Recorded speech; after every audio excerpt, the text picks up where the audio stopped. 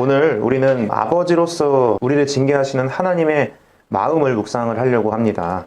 그래서 11장, 히브리서 11장은 믿음의 영웅들의 이야기가 나열이 되어 있습니다. 근데 오늘 본문은 히브리서 12장의 말씀입니다. 우리는 예수님의 고난, 또 예수님의 십자가를 그리고 이후에 우리에게는 하나님의 징계에 대해서 오늘 이야기를 들으려고 하는데, 단순히 말씀으로 인한 위로를 넘어서 연약하고 필요한 우리의 마음에 견고한 믿음의 기둥이 세워지기를 소망합니다. 그래서 저마다 우리 인생의 무게를 갖고 있습니다. 그런데 이 말씀의 권면을 통해서 오늘도 살아있는 하나님의 음성을 들으시기를 바랍니다. 단순히 강의나 어떤 이야기가 아니라 하나님의 말씀이고, 또 저 개인적으로 2주 동안 느꼈던 그리고 경험하였던 하나님의 메시지를 제가 좀 담아왔습니다.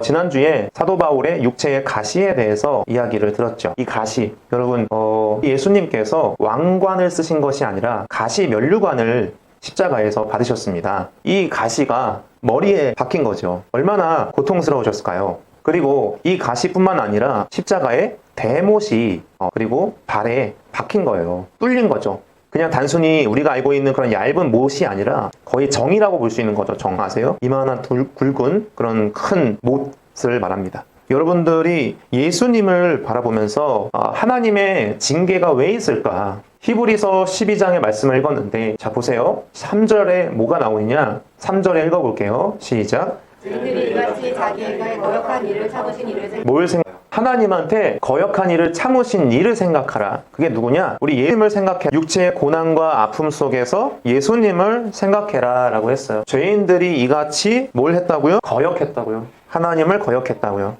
저는 예수님을 만나고 나서 제가 처음으로 깊이 알게 됐던 것은, 내가 지금까지 정말 나 잘난 맛으로 살았구나 라고 생각했어요. 나 잘난 맛으로 살았구나. 그냥 내가 다 잘난 것처럼 생각하면서 살았구나. 내 뜻대로 살았구나. 근데 그게 알고 보니까 내 뜻대로 산 것이 아니라 하나님을 거역하는 뜻대로 살았던 것이었어요. 그래서 제가 하나님을 만나고 많이 회개했습니다. 회개하고 또 회개하면서 눈물의 회개가 그냥 자연스럽게 저절로 나왔던 거예요. 왜? 그동안의 삶이 얼마나 잘못됐는지를 그때 알았어요. 하나님께서 나를 얼마나 사랑하는데 그거를 맨날 등한히 여기고 무시하고 살았던 저의 모습이 있었다는 것, 그리고 그 중심에는 사실은 하나님의 대적인 마귀의 뜻대로 살았다는 것. 내가 내 뜻대로 살아가는 것으로 생각했지만 알고 보니까 영적인 눈이 열리고 하나님의 세계가 저의 안에 들어오니까 내 뜻대로 살아간다고 생각했는데, 그 내 뜻이 알고 보니까 그것도 내가 나를 기만했고 속였던 것이었더라고요. 그러면서 하나님을 만나고 너무 좋았지만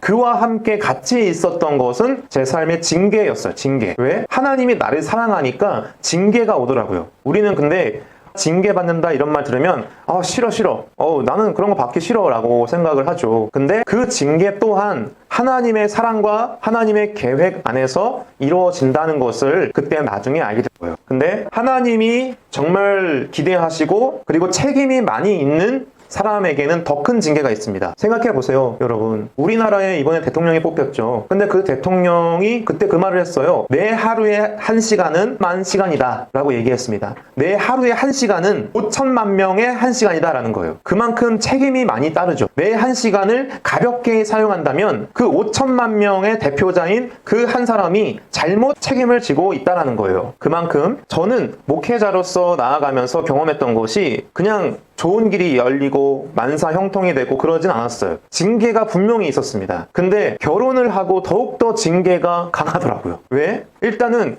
제가 갖고 있었던 하나님께 불순종하던 것들이 다 밝혀지기 시작했어요. 하나님 앞에서. 그러면서 저는 크게 하나님께 징계받았던 것 중에 하나가, 일단은 저희 아기가 아팠던 저희 주애가 태어날 때부터 아팠던 거. 그거는 정말 부모가 자기 자식을 보면서 아파하는 그 고통이 얼마나 큰 것인지를 알았어요. 여러분, 하나님도 징계를 우리에게 주실 때 기분 좋으면서 때리실까요? 징계를 주실까요? 얘라 맞아봐라 이러면서 맞아라 더 맞아라 그러지 않으실 거예요. 하나님은 정말 아파하세요. 정말 하나님이 우리에게 한 대 때리는 것이 얼마나 하나님 입장에서는 아프신지 여러분 아시나요? 주애가 인큐베이터에 있었을 때 제 마음과 아내의 마음이 너무 찢어지게 아팠어요. 그 조그만 1kg 되는 그 아이가 얼마나 그 속에서 외로울지 지금도 아마도 그런 트라우마가 있을 거예요. 왜? 10일 아니죠. 거의 100일에 가까운 시간 동안 계속 혼자 있었기 때문에 혼자 자고 혼자 있어야 되는 상황이기 때문에 그래서 얼마나 외로울까요? 그래서 아마도 분리적인 상황이 올 때 불안할 수밖에 없는 그런 심리적인 이유가 있는 것이죠. 그것을 알고 있는 제가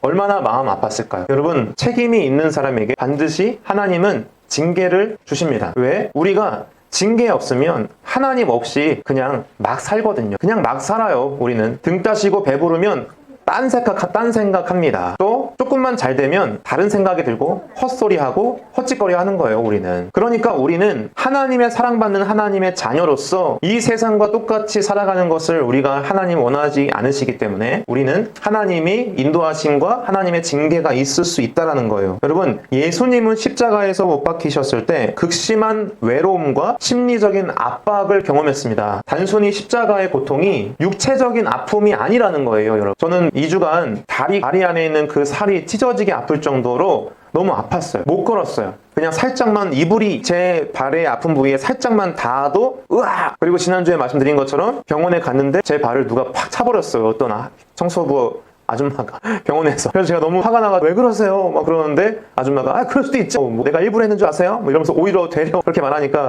저 모습이 내 모습이었구나 그렇게 깨달았죠. 여러분, 예수님은 십자가에 못 박히셨을 때 육체적인 고통뿐만 아니라 오히려 더 큰 고통은 무엇이었냐면 심리적인 압박감과 수치심 그리고 외로움이었어요. 여러분, 외로울 때 많으시죠? 그리고 심리적인 압박을 경험할 때 있으시죠? 그럴 때 우리 예수님을 생각하세요. 예수님은 그것을 다 아십니다. 왜? 예수님은 이 땅에 오셔서 가장 낮은 자리, 가장 수치스러운 자리, 가장 외로운 자리, 가장 고난과 가장 고통의 자리에 계셨기 때문이에요. 그래서 우리가 아프고 낙심할 때 단순히 이거를 해결해달라고 이 아픔과 고통을 그냥 없애달라고 하는 것이 아니라 그때의 예수님을 생각하세요. 여기 보세요. 이스라엘에 있는 십자가의 길입니다. 이 길을 지금도 순례자들 또 성지 순례하시는 분들이 전 세계에서 모여서 이 길을 따라갑니다. 이 길은 현지 이스라엘의 십자가의 길로 만들어져 있습니다. 이렇게. 과거에는 이런 것이 없었는데 지금은 이런 것이 만들어진 것이죠. 근데 이 길을 걸어가면서 수많은 사람들이 걸어가면서 땅을 디디면서 간 것입니다. 그런데 우리 예수님은 거대한 십자가 나무를 짊어지고 그런데 이미 채찍에 만신창이가 돼서 몸에 피가 줄줄줄줄 흐르는 가운데에서도 예수님은 이 길을 걸어가셨다는 거예요. 이 길을 생각해 보세요. 저는 그래서 다리가 아프고 살이 찢어지는 그 아픔을 느끼고 경험할 때 예수님을 생각했어요. 예수님은 이 길을 걸어갔을 때 얼마나 아프셨을까? 그리고 나를 위해서 이 길을 걸어가시는 이 길이 얼마나 고통스럽고 얼마나 외롭고 얼마나 수치스러운 길일까? 여러분, 예수님은 우리가 옷을 입고 있지만 예수님은 옷이 갈기갈기 찢겨졌고 이미 빨개 벗겨져 있는 상태에서 이 길을 걸어가셨다는 거예요. 얼마나 수치스러울까요? 얼마나 고통스럽고 외로우셨겠어요? 개혁주의, 우리 장로교의 개혁주의에서 가장 유명한 신학자가 있는데 헤르만 바빙크라는 사람이 있어요. 이 사람이 무슨 말을 했냐면 그리스도의 연약, 이 그리스도의 연약은 곧 그분이 우리의 연약을 온전히 이해하시고 함께 짐을 지시는 사랑의 표징이다 라고 얘기했어요. 예수님의 십자가, 예수님의 고통, 예수님의 아픔, 예수님의 연약함, 그것은 예수님이 우리의 아픔과 고통과 수치와 외로움 그 모든 것을 온전히 이해하시고 함께 우리의 아픔을 우리의 짐을 지시는 사랑의 표징이다, 증거다라는 거예요. 여러분, 아프신 분이 계십니까? 그리고 상황이 어려우셔서 외롭고 힘든 분이 계십니까? 바로 예수님을 생각해 보세요. 예수님은 지금도 살아계셔서 여러분들의 모든 것을 이해하고 계시고 여러분들의 아픔과 여러분들의 고난, 여러분들의 짐을 함께 짊어지고 지금 계시다는 것을 뜻한다는 거예요. 그래서 여러분, 우리가 이 연약함을 우리 예수님께 솔직하게 말씀드리고 주님, 저 지금 너무 힘들어요. 너무 지쳤어요. 라고 고백할 때 우리 예수님은 더욱 친밀하게 다가오신다는 것을 기억하시기를 바랍니다. 히브리서 오늘 본문 말씀에 이런 말씀이 있어요. 내 아들아, 아들이라고 해서 우리 여자들은 빠졌냐? 그게 아니에요. 대표성을 갖고 있다라는 거예요. 내 아들아, 주의 징계하심을 가볍게 여기지 말아라 라는 거예요. 주의 징계하심을 가볍게 여기지 말아라. 그에게 꾸지람을 받을 때에 낙심하지 말아라 라는 거예요. 거예요. 이 권면이란, 이 사랑의 권면, 이 징계는 사실은 자녀를 향한 하나님의 표현이라는, 나쁜 길을 갔던 불순종했던 우리의 연약함을 깨우치시고 더 이상 그 길로 가지 말라고 하나님께서 우리에게 외치시는 거예요. 그래서 여기에 나오는 이 징계라는 것이 페이테이아라는 건데, 단순히 형벌이 아니라, 단순한 형벌, 단순히 때리고 형벌 이런 것이 아니라 온전한 사람을 만드시려는 하나님의 사랑의 과정이라는 거예요. 그 말이 뭐죠? 여러분들이 온전하지 못하고 있다라는 거예요. 저는 최근에 너무 마음 아픈 이야기들을 듣는데, 제가 상담했던 한 아이의 어머님이 저랑 같이 몇 번 이렇게 상담을 받고 그러셨는데, 그 가정의 문제는 뭐냐면 여러 가지가 있겠지만 대표적으로 아빠의 문제예요. 아빠가 애를 계속 지적해요. 그리고 계속 뭐라고 하는 거예요. 계속 혼내고 계속 욕하고, 때리는 거는 보다 때렸던 것도 있었지만 아이를 계속 뭐라고 하고 지적하고 그러는 거예요. 그러니까 애가 계속 어긋나는 거죠. 아빠를 그리고 무서워하고 아빠를 피하려고 하고. 근데 최근에도 또 갑자기 이 문자가 왔어요. 아빠가 이제는 집을 나가겠다는 거예요. 더 이상 아빠가 이 아들 때문에 내가 나가겠다 거예요. 나는 꼴도 보기 싫다. 얘 꼴을 못 보겠다라는 거예요. 내가 얘를 보면은 계속 지적을 하게 되고 계속 혼낸다는 거예요. 그러니까 그냥 자기가 나가겠다고. 여러분, 인간의 아버지는 한계가 있어요. 여러분, 왜 혼낼까요? 겉으로는 아들을 위한다고 하면서 혼내는 거예요. 근데 아들은 원치 않아요. 아빠 때문에 아들이 점점 망가지고 있어요. 그렇다면 아빠는 아들을 계속 지적하고 혼내고 하는 거를 계속 해야 돼요? 지금 망가지고 있는데 애가 안 되겠죠? 아빠는 왜 혼냅니까? 사실은 자기 만족이 있어요. 자기 만족. 내가 거슬리니까 계속 지적하는 거야. 내 눈에 뭐가 보이면 계속 지적하는 거야. 뭐라고 계속 혼내고. 그러니까 가스라이팅, 일명 가스라이팅을 계속 하는 거예요. 그러니까 얘 남자아이가 자기의 자존감이 없고, 학교에서 공부도 안 돼, 뭐도 안 돼, 다 안 돼. 그러니까 자기가 저랑 상담하면서 아이가 계속 막 짐승처럼 오열을 하면서 자기 살려달라고. 아빠가 애가 이 정도로 되는데도 불구하고 그걸 멈추지 않고 계속 그래요. 그건 왜 그런가요? 자기 만족이에요. 자기 만족. 이 아이는 원하지 않아요. 그리고 하면 안 돼요. 더 이상. 더 하면 아동학대가 되는 거예요. 그 말은 뭐죠? 사람은 자기 만족대로 해요. 심리 분석을 해보면 하나님 아버지는 아니라는 거예요. 하나님 아버지는 그런 분이 아니라는 거예요. 징계, 이것은 사실은 영적인 대수술이에요. 대수술. 수술을 받는 거예요, 여러분. 하나님께서 징계를 통해서 영적인 수술을 하시는 거예요. 왜? 여러분들 안에, 제 안에, 우리 안에 있는 암적인 나쁜 것이 있는데 그거를 그냥 내버려 두고 그래 살아라, 이러는 의사 선생님이 어디 있겠어요. 저는 그래서 이번에 중앙대학교 병원에 가서 진료를 받았는데 좀 혼났어요, 의사 선생님한테. 그러니까 제가 혼난 게 아니라 그 의사 선생님이, 제가 만난 선생님들, 의사 선생님들을 이분들 잘못됐다, 너 잘 못했다, 치료를 제대로 못했고 약을 잘못 줘줬다라는 거예요. 알고 보니까 제가 응급실을 2번 갔는데도 제대로 처방도 안 해주고 대충 그냥 이렇게 하고, 그리고 제가 뭐 정형외과, 내과 가서 뭐 치료 받았는데도 괜찮아요 뭐 이러면서 그냥 넘어갔거든요. 그 의사 선생님들은. 왜? 그런 쪽의 전문의가 아니었어요. 우리 하나님은 여러분들에 대한 전문가예요. 아셨습니까? 하나님은 여러분들, 그리고 여러분들의 가정의 전문가세요.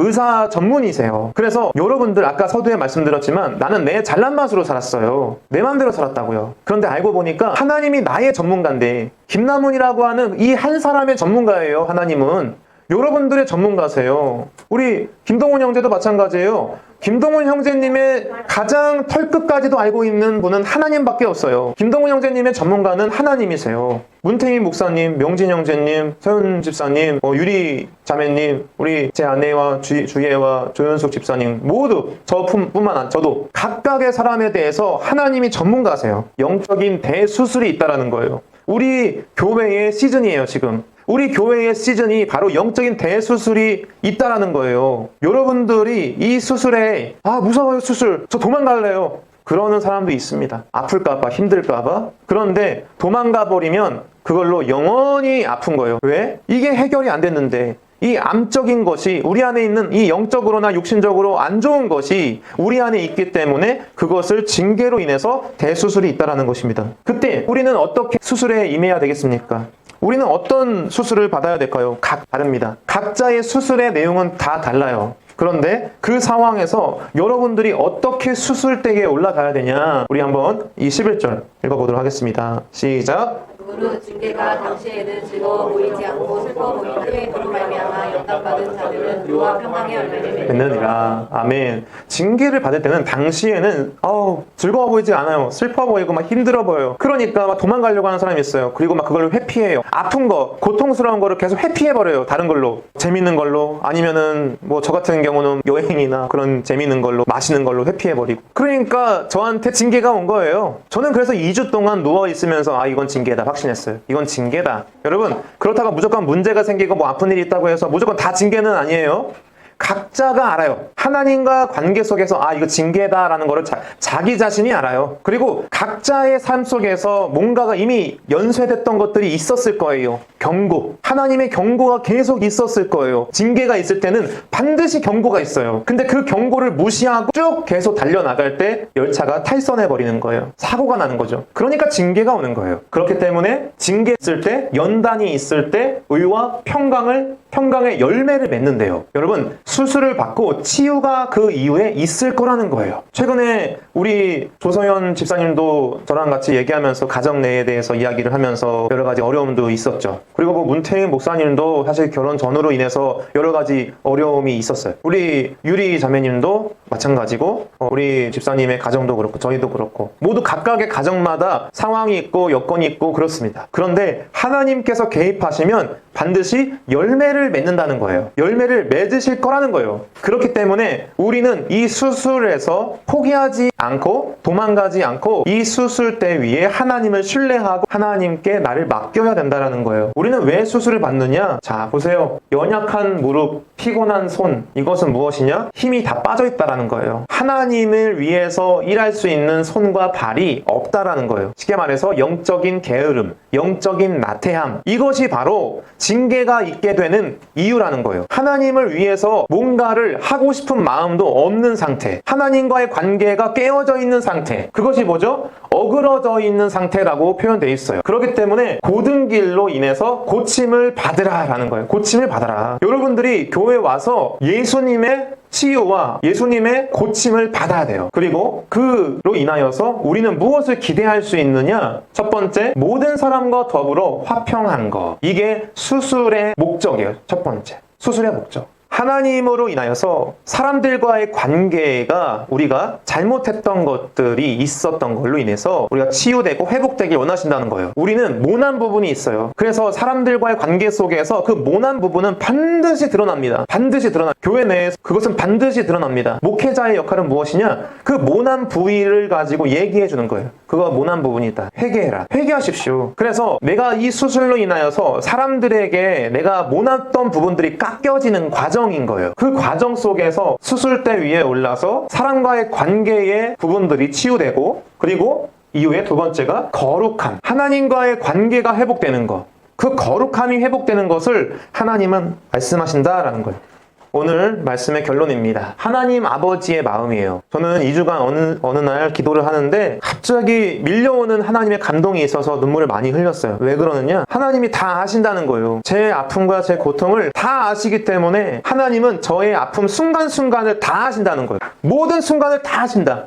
그리고 내가 아플 때, 내가 고통스러울 때 하나님은 더 고통스러우시고 하나님은 더 아파하시는 거예요. 그래서 우리는 오늘 말씀을 통해서 하나님 아버지의 마음을 알기를 원해요. 하나님 아버지의 아픔, 그것을 여러분들이 이 기회들을 통해서 같이 공감하세요. 요즘 이 시대는 가장 약한 능력이 뭔 줄 아세요? 요즘 이 시대의 공통적인 약한 게 뭐냐면 사람들이 공감 능력이 떨어져요. 공감 능력. 다른 사람이 잘못하면은 나쁜 건데, 그거는 나쁜 건데 내가 잘못하는 거는 뭐 그럴 수 있다. 왜? 공감 능력이 떨어지니까. 사회적인 공감 능력이 떨어지는 거예요. 개별적인 공감 능력도 떨어지고 사회적인 공감 능력도 떨어지니까 점점 개인주의화가 되면서 우리 그리스도인들은 어떠냐? 하나님의 마음에 대한 공감 능력이 떨어지고 있어요. 하나님의 마음이 어떤지를 몰라요. 자기의 마음이 제일 중요하게 됐어요. 그래서 오늘 이 말씀을 통해서 하나님의 마음에 공감하는 능력이 생기기를 바라요. 하나님의 마음을 이해하고 하나님의 마음을 공감하는 그런 여러분들 되시기를 바랍니다. 그리고 두 번째로 고난의 의미. 여러분들이 고난을 당할 때 그 고난의 의미를 아시고, 그리고 이 영적인 수술을 여러분들이 받으시기를 바라요. 세 번째로